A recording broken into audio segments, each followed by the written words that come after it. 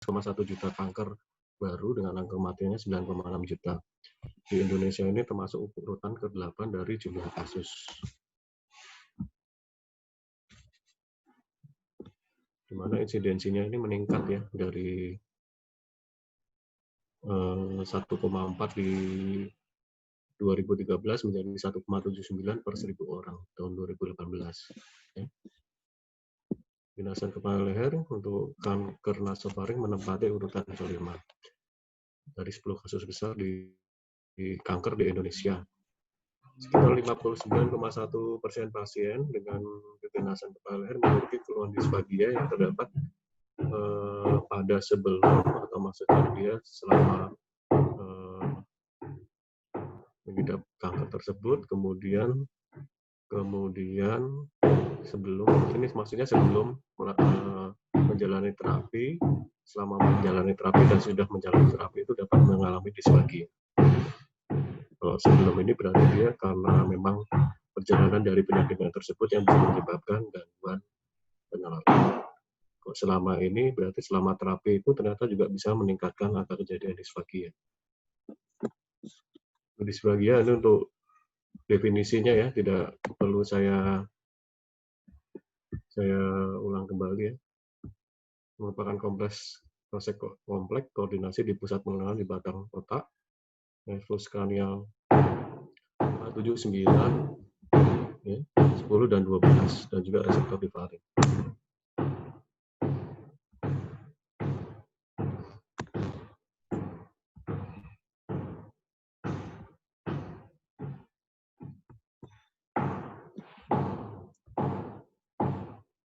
Sebentar, ini kok error ya.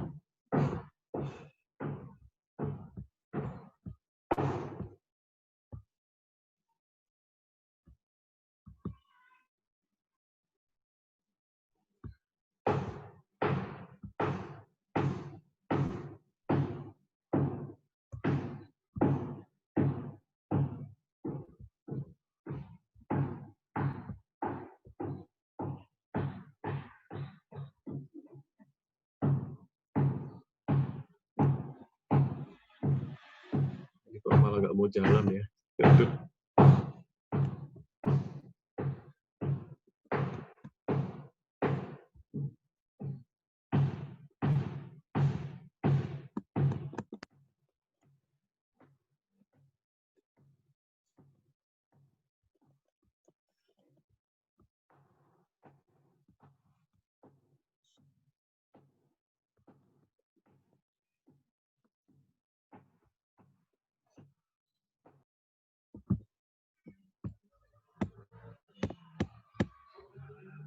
Ini ya untuk fisiologi penelanan ya. Prinsipnya ada mekanisme ini ya untuk membuat proses penelanannya yang mulai dari pembentukan bolus. Bolus ini kan proses penumbukan makanan setelah dikunyah bercampur dengan limfa ya, itu dinamakan bolus. Kemudian cegah teraburnya bolus yang dimaksud di sini yaitu fungsi proteksi dari fase oral ya, termasuk bibir, gigi ya. Itu fungsinya untuk sebagai katup supaya bolus itu tidak terhambur.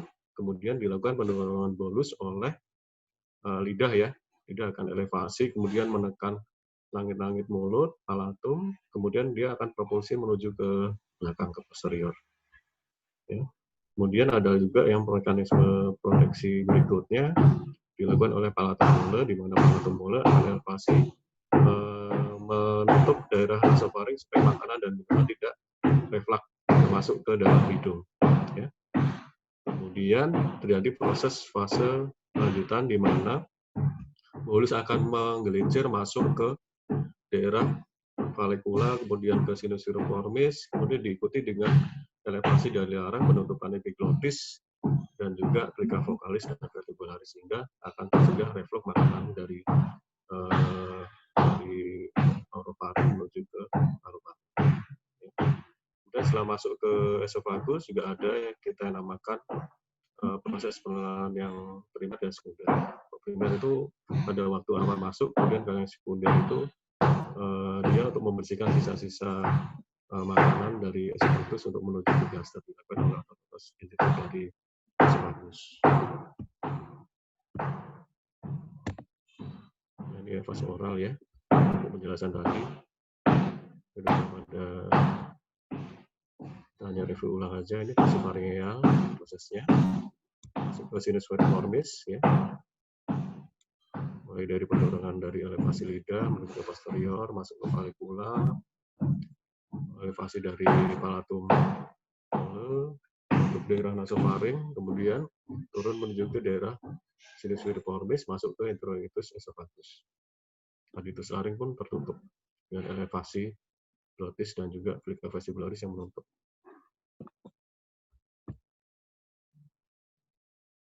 Ini fase esofagal ada primer dan sekunder. Tadi sudah saya jelaskan. Ya, pada peganasan kepala leher, penyebab disfagianya bisa diakibatkan dari gangguan atau kerusakan dari struktur anatomi dan sarafnya. Ini bisa diakibatkan dari proses penyakitnya secara alamiah maupun akibat dari terapi yang kita berikan. Karena operasi misalnya bisa menyebabkan suatu kondisi defek di daerah oral, faringeal, dan esofagal sehingga menyebabkan disfagia, kemudian juga karena radioterapi di mana dia akan menyebabkan kondisi mukositis atau mukositis oral ataupun juga yang sampai berat bisa gangguan dari ini ya, dari istilahnya daerah rahang ya, istilahnya dari gerakan dari temporomandibular joint bisa terganggu. Apalagi ini pentingnya kenapa kita kalau mau radioterapi itu harus dikonsulkan ke dokter gigi dan mulut. Apabila memang ada proses infeksi di daerah gigi dan mulut, apabila kita langsung dilakukan radioterapi, bisa akan menyebabkan proses apa istilahnya disfagia karena dia akan menyebabkan kerusakan pada tulang yang disebut dengan osteoradionekrosis untuk menghindari hal tersebut. Kemudian untuk kemoterapi bisa diakibatkan oleh karena efek samping dari kemoterapi sendiri, yaitu mual muntah maupun kondisi nafsu makan menurun, kemudian fungsi pengecapan yang terganggu sehingga pasien tidak nafsu untuk makan ataupun terganggu karena keluhannya tadi mual muntah. Karsinoma esofaring otomatis secara mekanik juga bisa mengganggu ya. Fungsi penutupan dari palatum molar bisa menyebabkan istilahnya refleks ke area nasal juga. Tergantung perluasannya dari ukuran tumor. Nah, ini untuk setelah operasi bisa menyebabkan defek pada struktur tulang, otot, dan sarafnya. Tergantung dari ukuran lesi dan lokasinya, derajat, dan tingkat reseksi bedah. Ini akibat kemoradiasi ya, mual muntah, neutropenia, kelemahan secara umum, kesampaian radioterapia, serostomi, mukositis oral, dan juga radionekrosis. Rasa kekeringan di mulut karena kelenjar ludah itu juga ikut berkurang ya jumlahnya karena tertekan oleh radioterapi. Disfagia akan menyebabkan malnutrisi, penurunan berat badan, dan bisa apabila ada gangguan bisa menyebabkan aspirasi sehingga menimbulkan pneumonia yang pasti akan menurunkan kualitas hidup dan prognosis. Dimana kalau kita melihat hasil penelitian ternyata penurunan berat badan ini terjadi ada 5-71% pasien dengan rata-rata sekitar 6-12% dari berat badan sebelum dilakukan terapi. Penurunan berat badan karena penurunan asupan energi dari konsumsi itu sendiri atau juga peningkatan pengeluaran energi karena tumor itu juga mengambil asupan kalori yang lebih tinggi dibandingkan orang normal. Istilahnya katabolismenya sangat tinggi. Penurunan berat badan ini akan mempengaruhi kelangsungan hidup yang jauh lebih rendah dan merupakan prediktor independen untuk mortalitas pada pasien dengan tumor stadium 3 dan 4. Jadi kalau misalnya ada tumor disfagia kemudian menyebabkan penurunan berat badan dan malnutrisi, otomatis untuk angka kelangsungan hidupnya akan jauh lebih rendah dibandingkan pasien dengan penurunan berat badan yang tidak sampai dengan malnutrisi.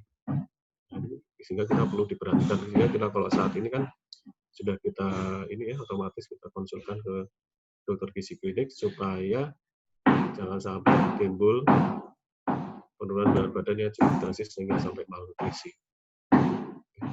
Tapi sebenarnya langkah baiknya dari awal terapi pun bisa kita konsulkan, jangan menunggu kondisi dia sudah terlihat jelas penurunan berat badan dan ada disfagia ya, karena pasien dengan tumor sendiri kalau walaupun dia asupan makan kesehatannya masih baik, tapi memerlukan perhitungan kalori yang lebih tinggi dibandingkan orang normal. Ya. Untuk evaluasi disfagia, kita bisa melakukan instrumen ya, dengan menggunakan instrumen pada pasien, dengan menggunakan MURPI, TDRS, sesuai dengan gejala dan tanda muncul per fase penanganan. Ini nanti bisa cari ya, scoring disfagia dengan MURPI atau TDRS. Untuk evaluasi objektif, kita bisa menggunakan ini ya, pemeriksaan FIS ya, paling sering kita lakukan. Kalau ini tidak kita lakukan sesuai indikasi ya, kasusnya. Penanganan pasien dengan sulit ringan kompleks ya, butuh kerjasama dari berbagai bidang ilmu, dimana kita bisa melakukan perubahan atau pengaturan konsistensi diet, konsul ke bagian rehabilitasi medik untuk proses penanganan yang efektif dan efisien sesuai dengan kondisi pasien. Kemudian kita juga bisa menggunakan alat bantu penelan, bisa menggunakan NGT, ya, ataupun dengan pembedahan. Ini kalau misalnya kasusnya memang tidak memungkinkan untuk pemasangan NGT, ya, atau pasien, sehingga kita bisa konsul untuk melakukan gasostomi. Ya. Kita masuk langsung ke alat bantu menelan, yaitu alat bantu medis yang digunakan untuk masalah pemberian nutrisi pada pasien yang mengalami kesulitan untuk bahannya bisa poliuretran atau silikon. Ya. Fungsinya selain untuk memasukkan cairan atau nutrisi, ya, dia bisa untuk memolekulasi perut dengan menghisap apa yang ada di dalam lambung. Tapi ini sudah jarang ya dilakukan saat ini untuk menetralisir atau mengeluarkan kesatuan. Untuk membantu memudahkan diagnosis klinik dengan menganalisa substansi isi lambung, ya. Kemudian persiapan operasi dengan GA untuk mengusahakan. Indikasi alat bantu penelan yang bisa kita berikan ke pasien yaitu pada pasien yang tidak sadar, pasien dengan disfagia atau sulit telan, pasien dengan keracunan makanan atau minuman, pasien dengan luka darah, pasien sebelum dan operasi, setelah operasi daerah kepala leher, kemudian pasien yang ada kecurigaan bisa melanjut menjadi kondisi aspirasi makanan dan minuman ke saluran nafas, sehingga menimbulkan pneumonia aspirasi. Misalnya ada gangguan di neurologiknya. Ini dulu ukurannya yang bisa kita pakai. Ada yang bahannya karet, dari plastik, dan juga ada yang dari silikon. Kalau yang ini kelebihannya masing-masing ya. Ada kalau yang kita sering pakai bahannya karet ini ya. Kemudian juga bahannya yang silikon. Kalau yang silikon itu nama patennya yaitu Freka. Ini pabriknya ya, Freka itu. Dia bisa lebih lama dipakai, bisa sampai 3 bulan. Kalau luka lambung itu dengan gasostomi, jadi dilakukan dengan penggunaan sayatan kecil di perut, kemudian untuk memasukkan pipa, penggunaannya jangka panjang, ya, kurang lebih 6 bulan, lebih dari 6 bulan. Ini tekniknya.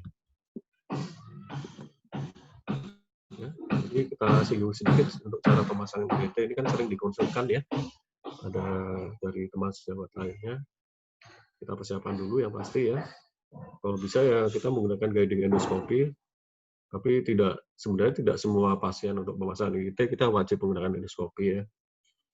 Pada kasus-kasus tertentu saja, misalnya yang memang ada tumor di daerah kepala leher, misalnya nasofaring atau sinonasal, kita harus lebih berhati-hati karena kalau misalnya melakukannya dengan cara blind bisa berisiko perdarahan, kemudian bisa aspirasi. Kalau dengan menggunakan endoskopi kita bisa lebih aman, ya, kita melihat jalan masuk yang lebih memungkinkan, yang lebih longgar, sehingga kita bisa memasukkan NGT lebih aman bagi pasien. Ya. Kita mengukur juga selang nasogardik yang sesuai dengan ukuran. Kan dengan ukuran dari bagi pasien atau tadi baik dewasa atau anak-anak. Kita siapkan handphone. Ya, anduk kecil ini buat apa ya? Saya kurang tahu. Perlak, mungkin kalau misalnya ada yang cairan bengkok, kemudian jari atau pelumas. Siapkan juga spread, stetoskop, tonspetel, tester untuk kepala, jantung, klem, dan berisi air untuk ngetes. caranya, prosedur tanpa menggunakan endoskopi. Yang penting ya di sini ya kita setelah siapkan alat dan bahan, kita menjelaskan tujuan pemasangan. Info consent ini sangat penting. Sehingga pasien akan mengetahui apa yang akan kita lakukan, dan diharapkan pasien juga kooperatif. Karena itu untuk pemasangan NGT kita butuh sekali kooperatif dari pasien. Ya. Pasien kemudian diposisikan duduk, ya, apabila memang tidak mampu dengan tiduran, tapi dengan kondisi posisi kepala fleksi. Ya. Kita lakukan asepsis, memakai sarung tangan. Ya. Jadi kalau tiduran, kalau tetap kita usahakan membentuk sudut 30-45 derajat ya, supaya nanti mempermudah dengan kepala difleksikan. Ya. Kemudian kita lanjutkan untuk mengukur panjang selang sampai masuk ke lambung, dengan pengukuran dari ujung selang dari hidung pasien sampai ke ujung telinga. Ya. Ini masuk sini. Ya. Lanjutkan sampai dengan proses sigmoideus. Kemudian kita lakukan evaluasi nostril yang lebih gampang. Ini bisa kita lakukan dengan menanyakan langsung ke pasien, atau melihat secara langsung, ataupun kita mencoba menutup salah satu lubang hidung, kita berikan pedang di depannya, di mana alirannya lebih lancar, kemungkinan dia nostrilnya lebih lampang. Kita mencari nostril yang lebih gampang untuk mempermudah memasukkan dari NGT-nya tadi. Kemudian kita berikan kain gel, ada ujungnya sekitar 2-4 inci. Kemudian kita masukkan selang mulai akumulasi.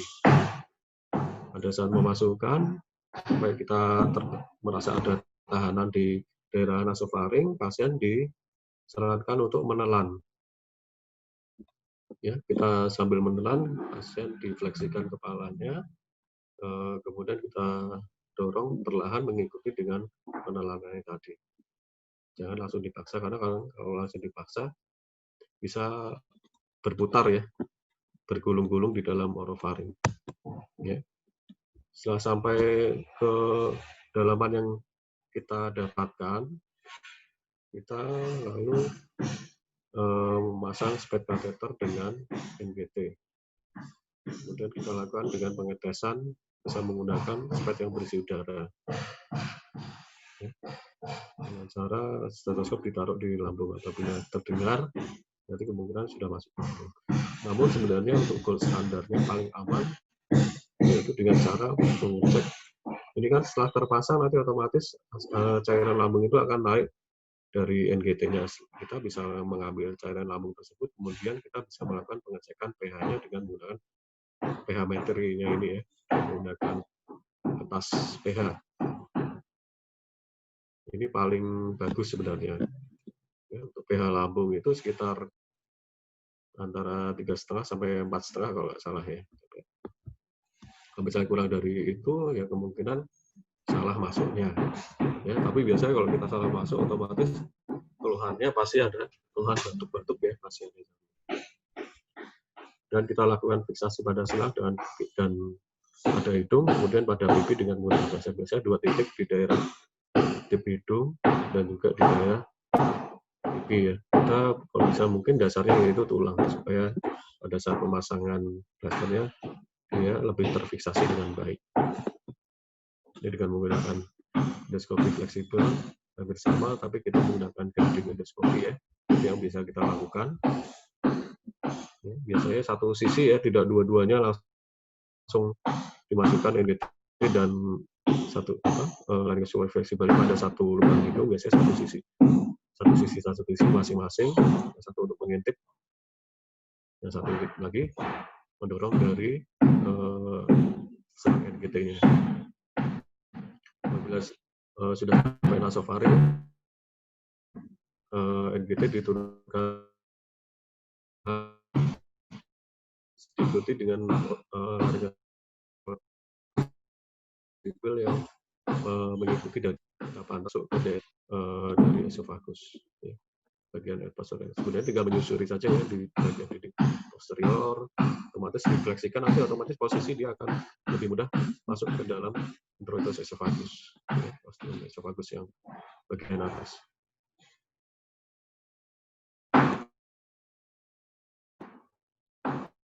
kesulitannya apabila terdapat pada masa pada hidung, nasofaring, dan laring sebagai saluran lambung. Sehingga apabila terdapat masa, langkah baiknya yang paling aman yaitu dengan menggunakan reading dari vesical endoskopi.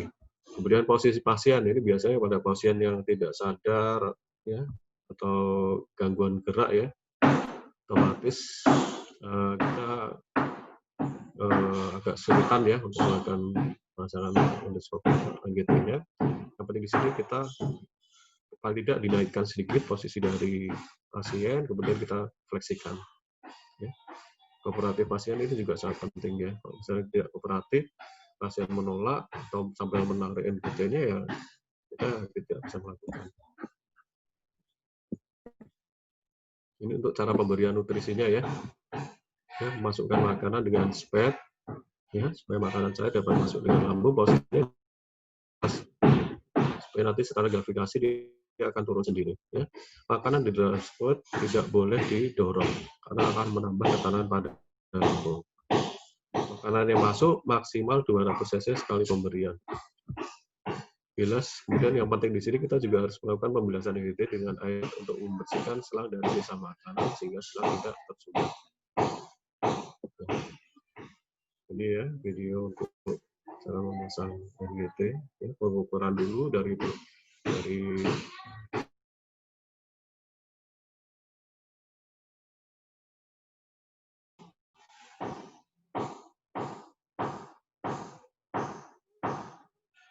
ini lebih nyaman ya kalau ada asisten yang satu yang memposisikan.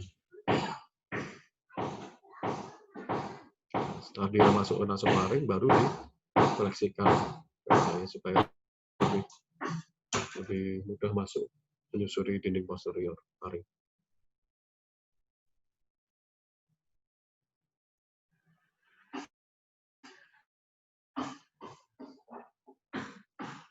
Jadi untuk cara mengambil aspirasi dari cairan lambung menggunakan pH metri tadi. Ada juga penelitian yang membandingkan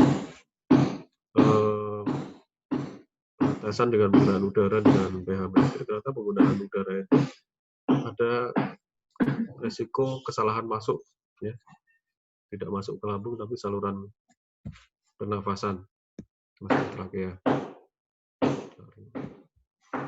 Lebih tinggi dibandingkan dengan menggunakan pengetesan pH metri ini. Kita secara konvensional kan menggunakan udara.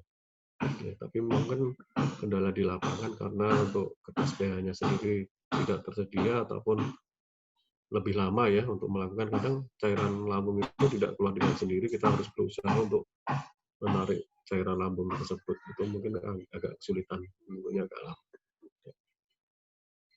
Tapi yang direkomendasikan dengan menggunakan kertas lakmus tadi untuk memeriksa kadar pH dari cairan lambung.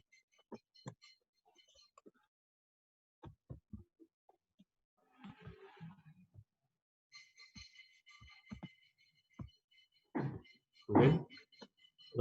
Ini sedikit yang bisa saya berikan. Mungkin ada pertanyaan dari teman-teman residen. Halo?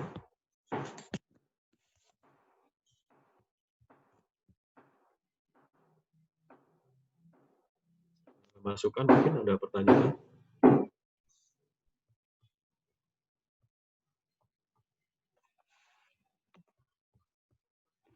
Nggak ada pertanyaan ini?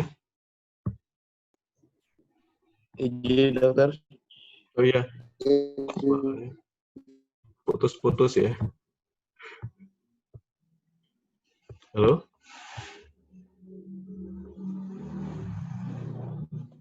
Dengan Dimas dokter. Pak Dimas ya Pak. Gimana Pak? Ya Dimas dokter. Mohon izin untuk jaringannya jelek ini Pak. ada pasien-pasien karsinoma ini kan dengan Halo? Halo ya? Ya dokter. Suaranya melambat. Iya, mohon maaf dokter. Untuk tindakan tadi pemasangan NGT itu dokter, Ya, itu dilakukannya untuk berapa lama atau perlu kita evaluasi lagi setelah beberapa bulan atau gimana dokter manajer untuk alat bantu menelan itu dokter?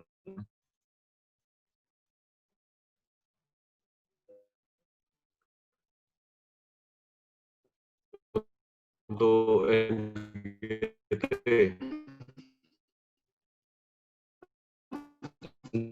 Iya.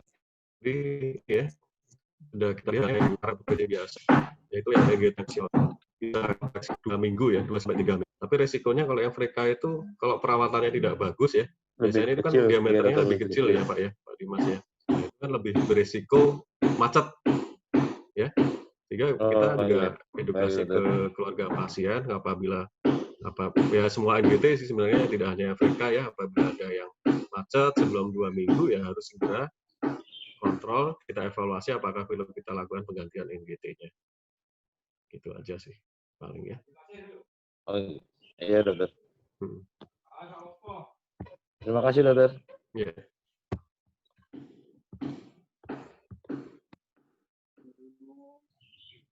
Ada yang lain? Ya. Izin bertanya dokter. Ya, Pak Sato ya. Iya dok. Izin dok.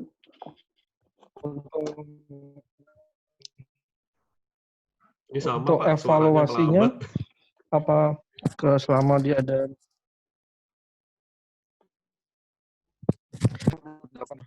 jadi biar dia tidak terpasang NGT yang terus menerus dokter.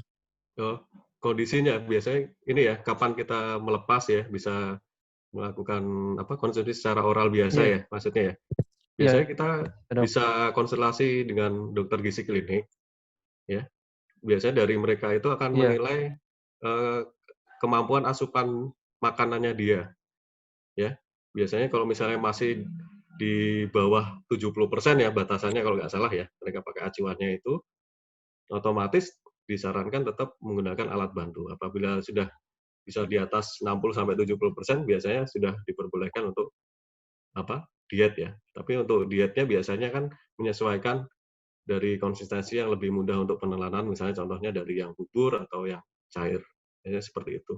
Kita lihat ini Pak, habisnya berapa lah prinsipnya ya. Kalau misalnya masih kurang dari 60% ya disarankan dengan NGT. Ataupun kondisi pasien juga ya, melihat kondisi pasien, misalnya kesadarannya juga masih belum baik ya, kemudian kurang kooperatif ya, otomatis ataupun juga di mana proses penyembuhan ya, misalnya habis operasi dibutuhkan asupan yang lebih tinggi dibandingkan kondisi yang dia mampu untuk konsumsi pada saat itu ya kita tetap dipertahankan. Selain itu juga kadang dibantu dengan pemberian nutrisi secara intravena biasanya ya. Coba saya ini aja ya Pak, tak share sedikit mengenai dari gizi ya. Saya ada bahan tentang dari gizi. Tapi kalau nanti ada yang kurang jelas nanti Baik, ini ya dokter. bisa tanya ke dokter gizi ini, coba tak share kita baca sekilas ya.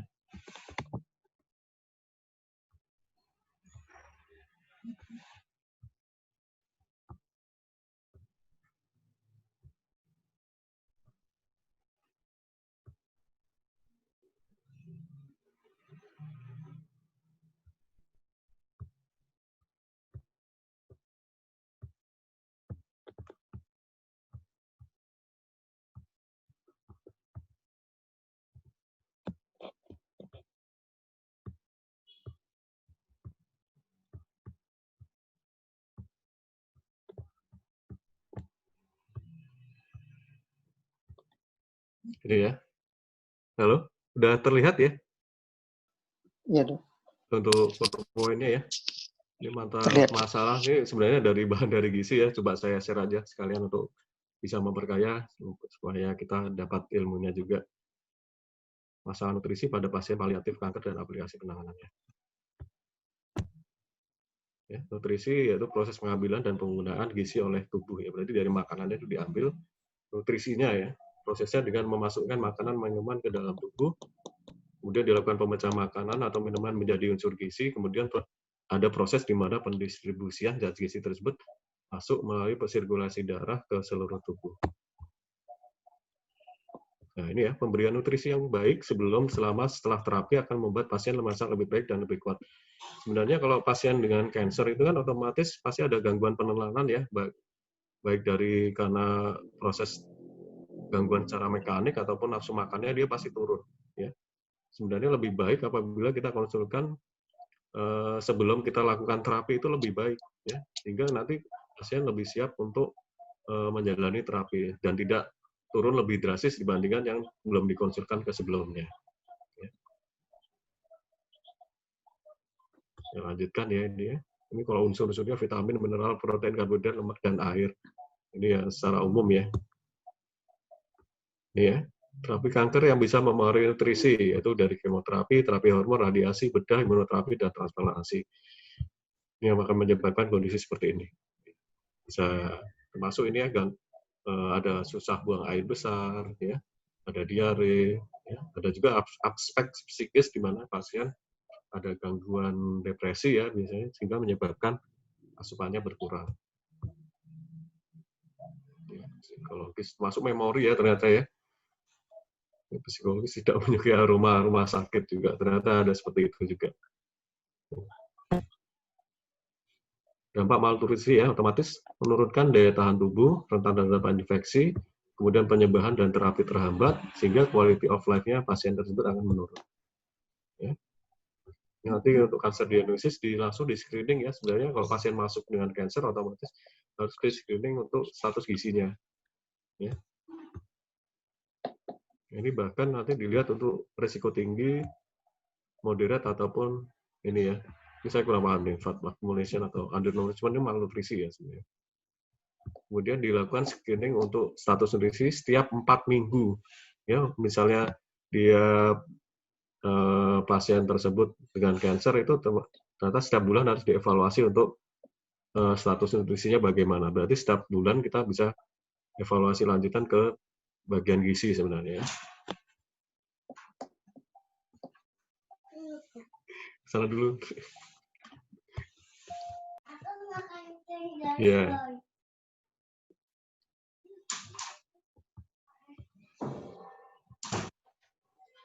Ya ini ya, resiko tinggi. Ternyata pada kasus tumor dengan kepala leher, ini cukup tinggi, faktor risikonya tinggi untuk malnutrisi. Karena kalau kita tahu sendiri kan daerah kepala leher itu kan fungsinya untuk daerah fungsi penelanan yang otomatis bisa mengganggu fungsinya lebih tinggi dibandingkan kondisi tumor lainnya.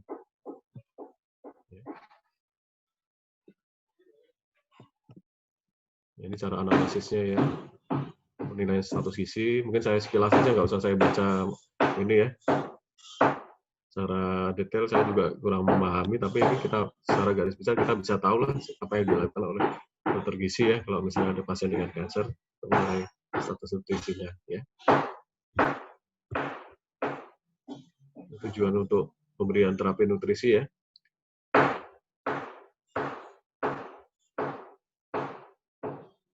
Khusus untuk yang paliatif. Ya, itu perhitungannya, ada perhitungannya. Mau dipelajari apa enggak? Langsung kita konsulkan aja ya, kalau seperti ini ya. Ini ada perhitungan masing-masing, setiap pasien itu dinilai ya. Jadi setiap pasien itu akan dinilai kebutuhan kalorinya ya, per kilogram. Ada pasien dengan metabolisme yang normal atau dengan malnutrisi, ya. Kondisi pasien obes ya, ataupun dia gangguan gerak ya, dia harus di tempat tidur terus-menerus, itu dinilai. Ternyata kebutuhan kalorinya juga berbeda pada masing-masing pasien. Dia harus diasumsikan lebih detail. Ya, jadi untuk kebutuhan proteinnya ya ada penyesuaian ya pada pasien dengan gangguan ginjal dan hati.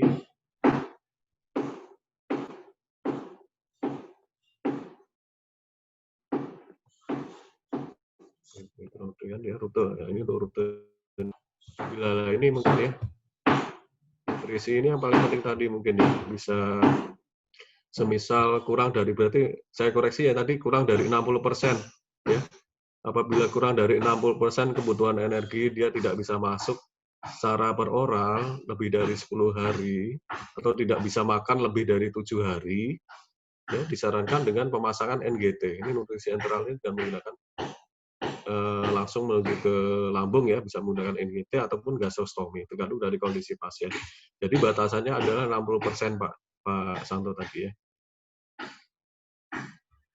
Jadi apabila lebih dari 10 hari kebutuhannya bisa masuk hanya 60% saja, kurang dari 60%, disarankan dengan langsung nutrisi parenteral.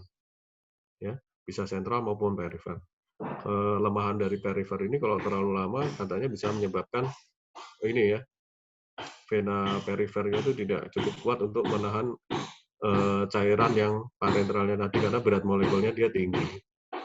Saya bisa menyebabkan macet ya istilahnya ya, bisa kerusakan venanya juga, sehingga perlu untuk jangka panjang bisa pemberian dengan parenteral dengan vena sentral biasanya.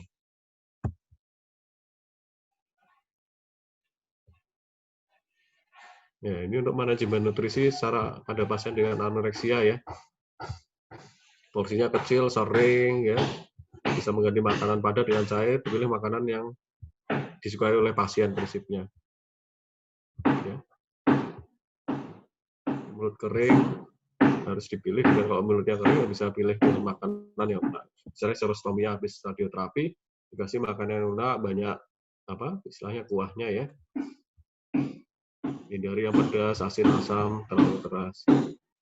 Kanan dan konsistensinya. Hindari alkohol dan rokok. Disarankan untuk kumur dengan air putih setiap 1-2 jam. Permen dapat digunakan untuk menstimulasi pengeluaran saliva. Ini kalau misalnya pasien nanti tanya, ini dietnya bagaimana, paling tidak kita bisa membantu sedikit ya. Apa yang dihindari ya, apa yang bisa kita jaga supaya jangan sampai keluhannya itu semakin berat.